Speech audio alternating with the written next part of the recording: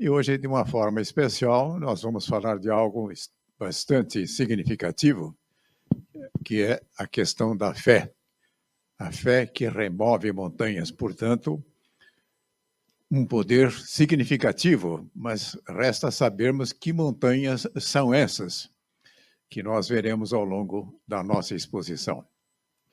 Se nós consultarmos aquilo que ensinam as religiões de uma forma geral e os próprios dicionários, nós vamos encontrar lá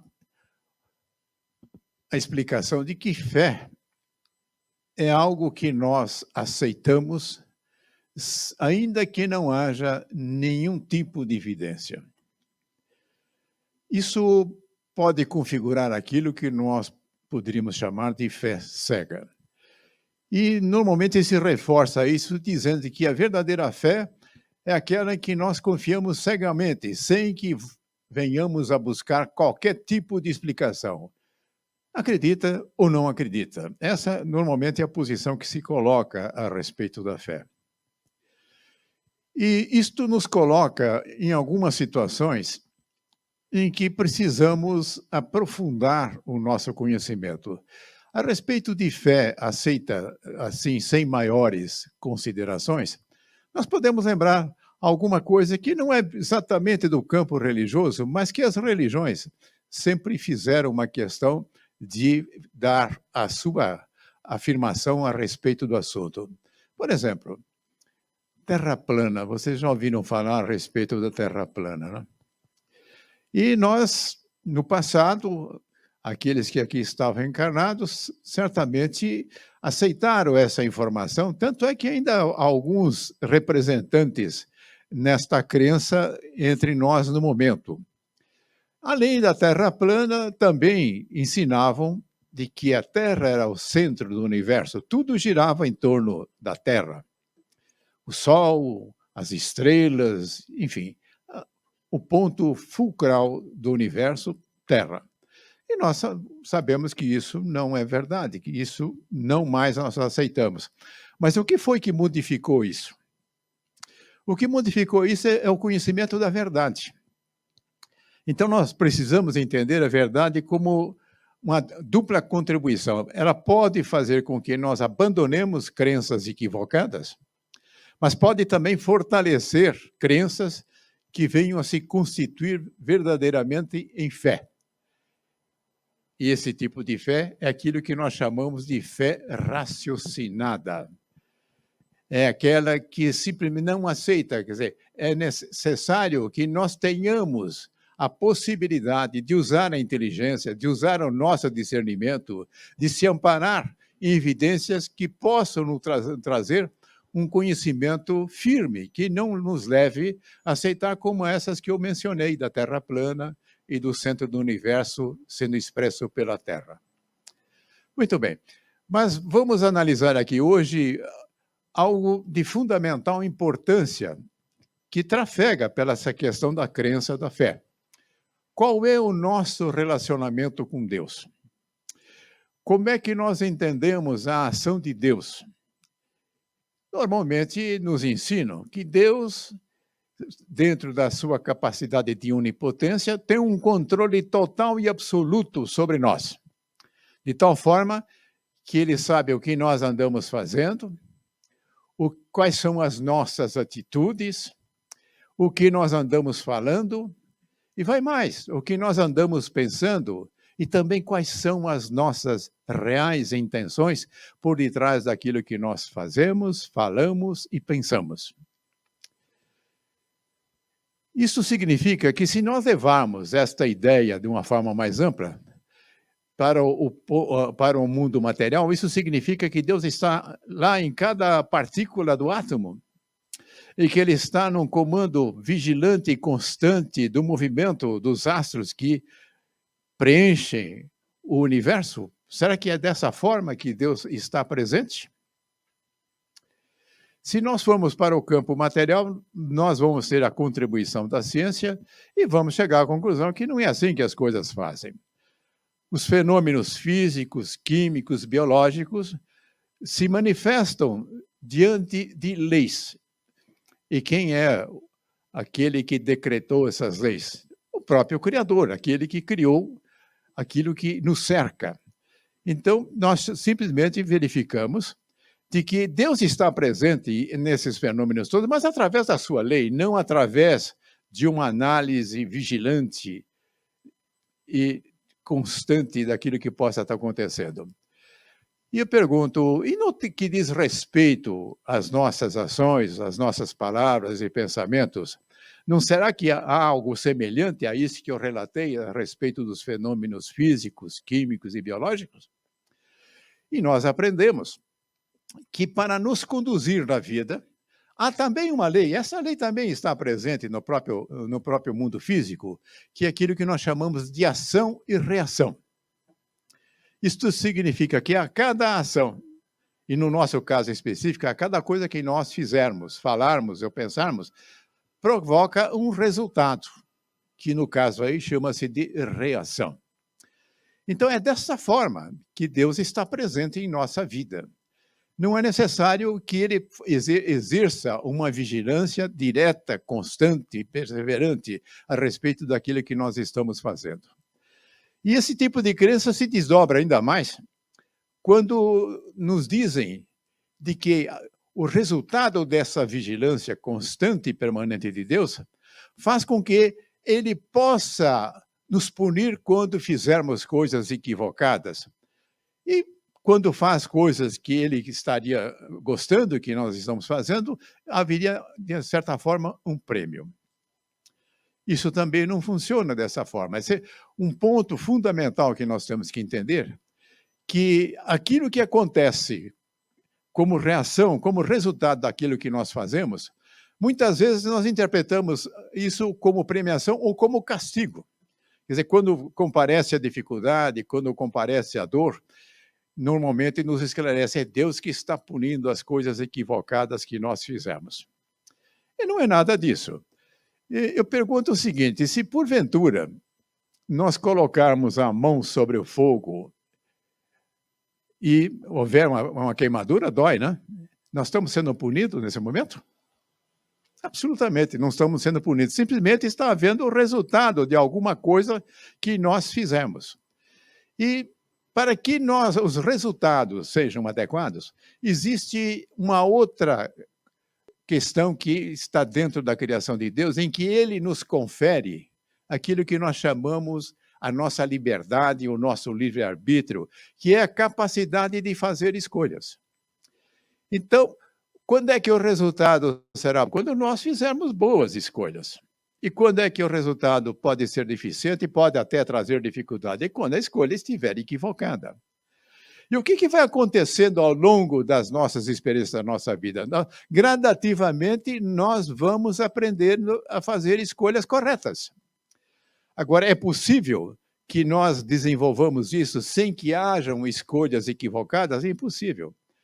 Todo o processo de aprendizado, nós percebemos que, num primeiro momento, há uma dificuldade para que nós possamos exercer a competência que nós estamos procurando. Não foi assim para andar? Não foi assim para aprender a falar? Não foi assim para aprender a escrever? E tantas outras coisas na nossa vida? Aí, então, nós estamos diante dessa situação. E quando nós entendemos que a vida está em nossas mãos, note que coisa fantástica Deus nos deu, porque muitas vezes as pessoas dizem o seguinte, tudo bem, tem a reação, mas nós estamos aí executando aquilo que está escrito, aquilo que Deus estabeleceu, o que seria o nosso destino. E também não é isso que acontece. O destino, a rota que nós traçamos, tem a ver com as nossas escolhas, nós escolhemos. Isso vai estabelecendo a rota que nós vamos fazendo.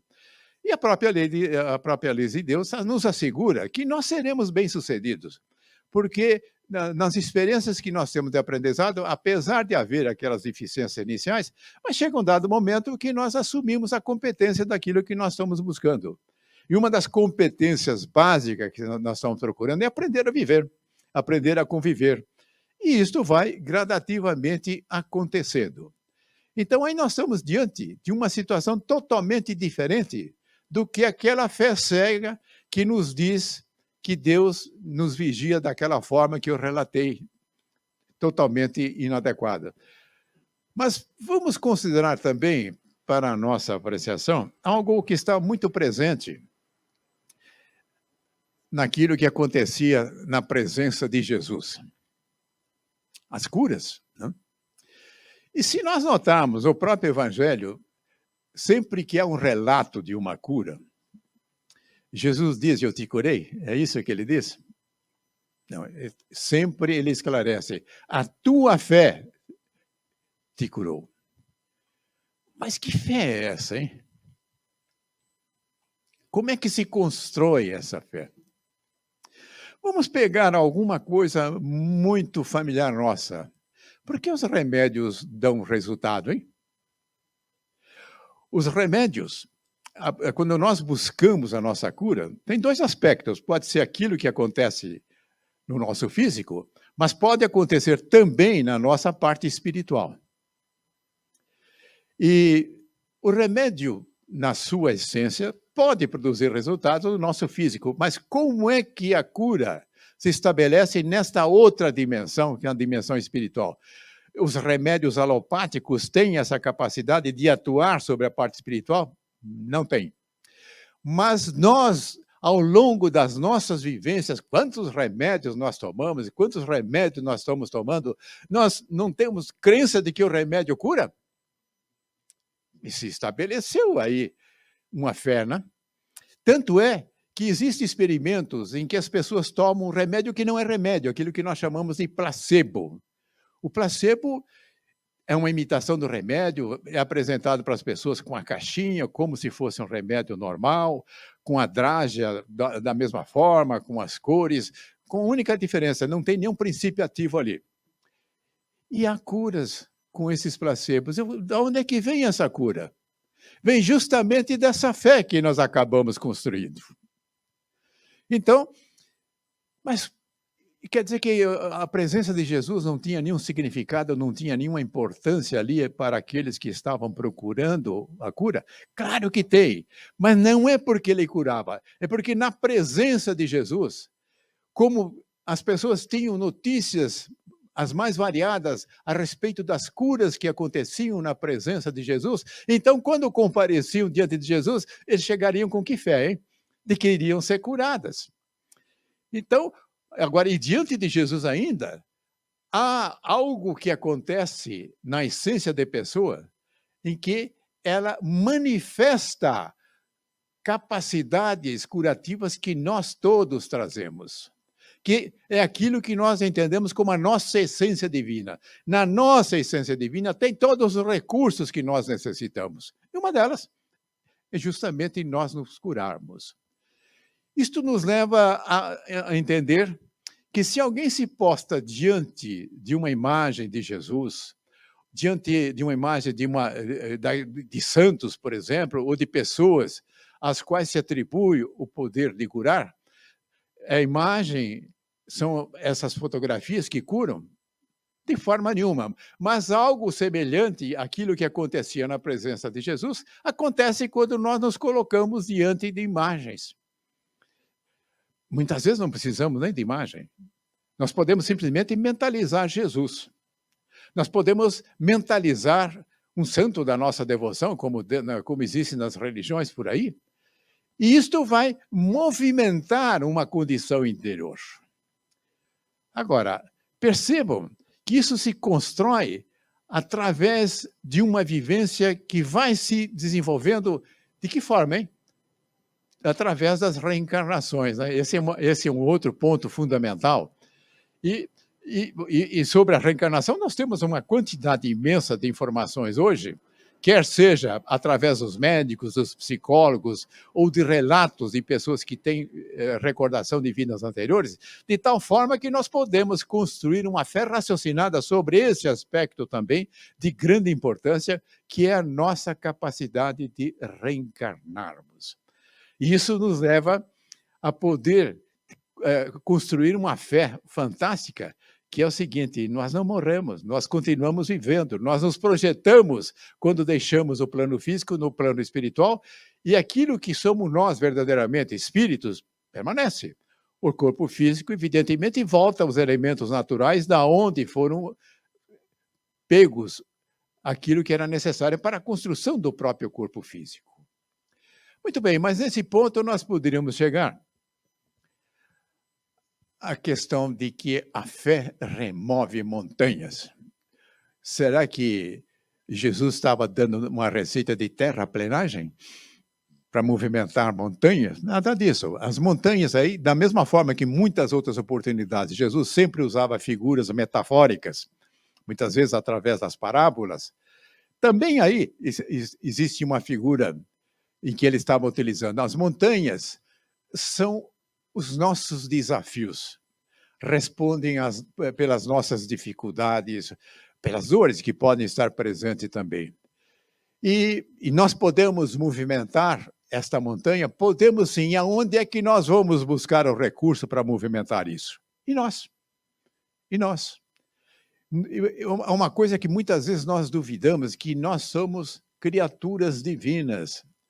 Uma certa ocasião em que Jesus conversava lá com seus discípulos, ele faz a seguinte observação: não são vocês que dizem, isso estava lá no Velho Testamento, vós sois deuses. Normalmente isso é colocado como se fosse uma afirmação de Jesus. Não, ele estava se reportando a algo que se encontra no Velho Testamento. Mas na hora que ele estava fazendo essa referência, é porque ele estava concordando com isso, senão não estaria repetindo isso. E o que é vós sois deuses? Nós temos a essência divina dentro de nós. E aí nós precisamos caminhar no sentido de conquistarmos também uma fé que é de fundamental importância. Nós não somos imperfeitos.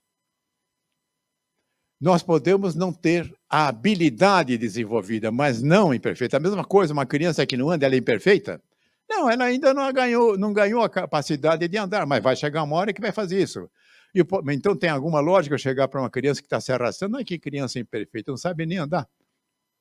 Então, quando o nosso andar é a nossa vida que se projeta, é a mesma coisa. Se porventura ainda nós não estamos capacitados para podermos exercer na plenitude aquilo que nós temos em nossa essência divina, é porque nós estamos num processo de aprendizado. Mas se nós observarmos ao longo dos tempos, nós notamos que isso gradativamente vai acontecendo. Então, aí nós podemos ficar com essa proposta. Precisamos da verdade para espantarmos as falsas crenças. E as falsas crenças têm um propósito, muitas vezes, que é de dominar as pessoas. Enquanto que a verdadeira fé, aquela que se baseia na verdade, é libertadora. É onde nós podemos exercer aquilo que é fundamentalmente oferecido por Jesus, a nossa liberdade de fazer escolha, a nossa verdade, a nossa capacidade de traçarmos o nosso caminho. Portanto, vamos fortalecer a fé que remove as montanhas, como eu disse, e que pode nos oferecer um encaminhamento na direção daquilo que tanto nós almejamos na vida, que é alcançarmos a nossa felicidade. Quer dizer, compartilhar a alegria com aquele que nos criou. E que Jesus possa trazer para cada um de nós aquela luz que desperte essa nossa essência cada vez mais.